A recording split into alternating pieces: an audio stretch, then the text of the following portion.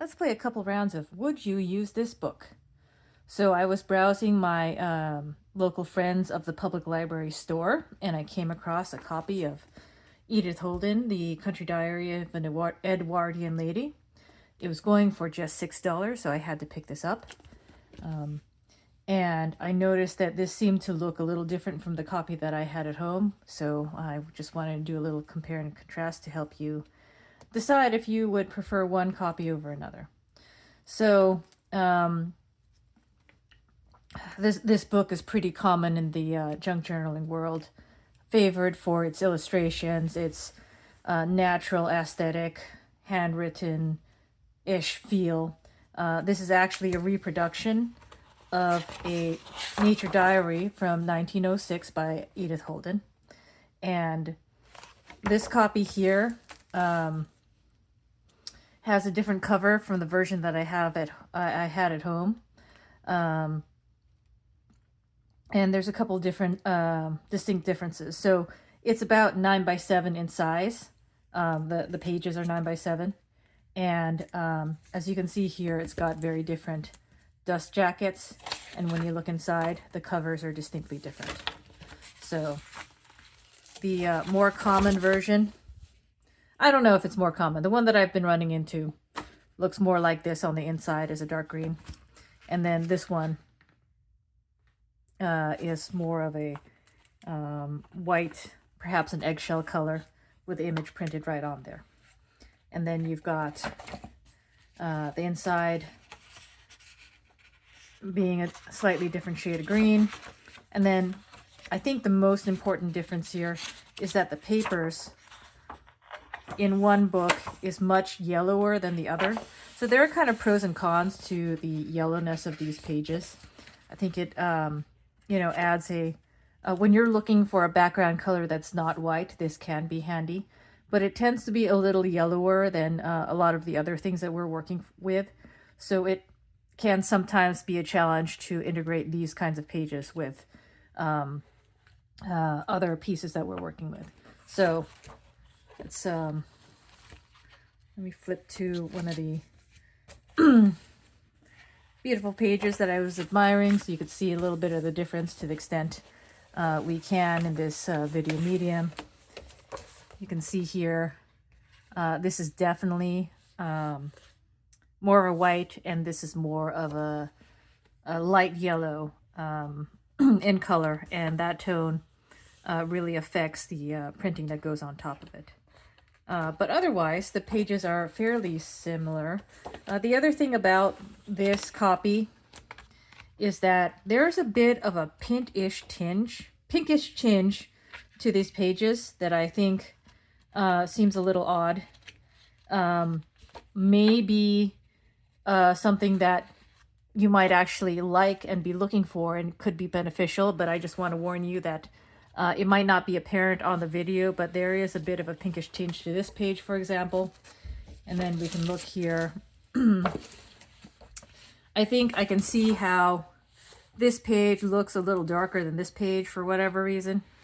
And similarly here, this has a bit of a, slight pinkish tone. Perhaps something was done to try to remove the, well, I don't know.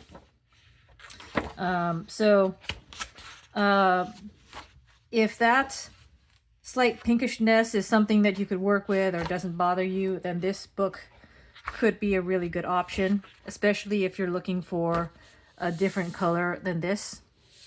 The pages themselves, I would say that they're all still matte images. I think this one has a bit of a slightly rougher texture. I think this one has maybe a touch of a little bit of a coating that makes it smoother, I would guess. So this one is a little smoother than this one, and the papers are maybe a little thinner. I think that the pages are still pretty good, a good thickness, but maybe slightly thinner than the ones of the more commonly used Edith Holden. So speaking of would you, the game of would you use this book? When I first got this book, I have a lot of books. I have a lot of nature books. I have a lot of environmental, ecology kinds of topics in my house. And when I got this book, this is the first one I got, I couldn't tear into it. So what I did was I went and bought another book, which made it easier for me to take it apart and do some experimentation. I haven't even used many of these pages, despite having had this book for several years now. So I find it challenging to tear up a book that is a work of art on its own, needing no embellishment on my part, but could potentially liven up other projects that I'm working on. So this book was about $6. I bought both of these on Thrift Books for somewhere maybe $11, $12 each. I see them going for usually somewhere between $10 and $15 or so. I wouldn't spend more than $15 on this book at this time, I think. But I thought at $6 it would be worth my time to pick this up, knowing that it's going to be different, do a little compare and contrast, and potentially use these pages in my work. Gonna have to decide if I'm willing to take this. I don't need 2 copies of nearly the same book, so I will probably eventually get into this book, but likely wouldn't do so until I've really, consumed a lot more of the pages from the second copy that I have already purchased. So still a great find. Really pleased with myself. While I was there at the Friends of the Public Library store, I also found one of these. And this Reader's Digest Book of North American Birds. The pages are about 6.5 by 11, which I find to be, could be inconvenient if you're using it in like single sheets, but perhaps if you took out a whole, what do you call those things? A whole folio, a 2-page piece out of there. It could be a convenient size if you've got like an 11 by 13 and you're using like 12 by 12 scrapbook paper, let's say. So I was very attracted to this book because it had lots of really big, bird images. I don't need more bird books, but I just can't help myself. I've had a couple Sibley guides in my house for quite a long time because I just like looking at birds. Sometimes looking up birds. I'm not much of a birder, but, I'm very interested in birds as part of nature. And it was $3. I thought it was a great deal. I don't know. And when I picked it up, I was thinking, I need to buy this book for $3, but I don't know if I'm willing to take it apart in order to use this in a junk journal when I like bird books. And then the store manager let me know that they had a second copy. So I don't know what the deal is here, guys. Sometimes if you have multiple copies coming in just out of coincidence or whatever, it might be difficult to be able to move all of the copies that you have.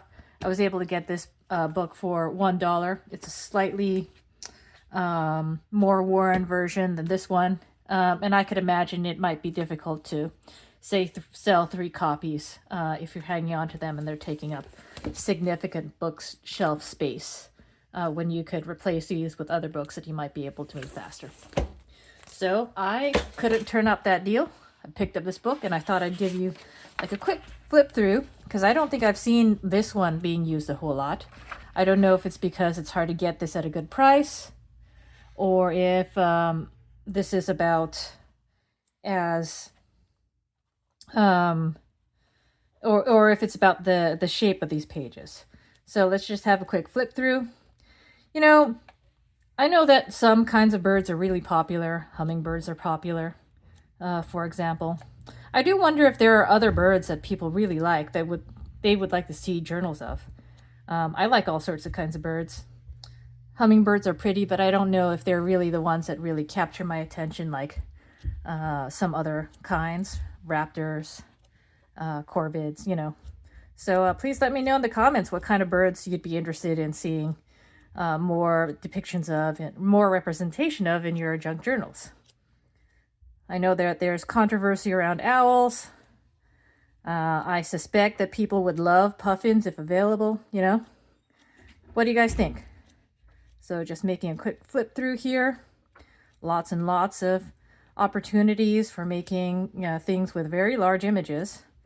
And you got some of those other smaller images that could be used for all sorts of things as well. So I think there's a lot of potential in this book. Since the price was such a great deal, I'm quite likely to tear into the second one, since I already have a first copy that can join my library collection downstairs. Well, thanks for joining me. Hope this was helpful, and see you next time.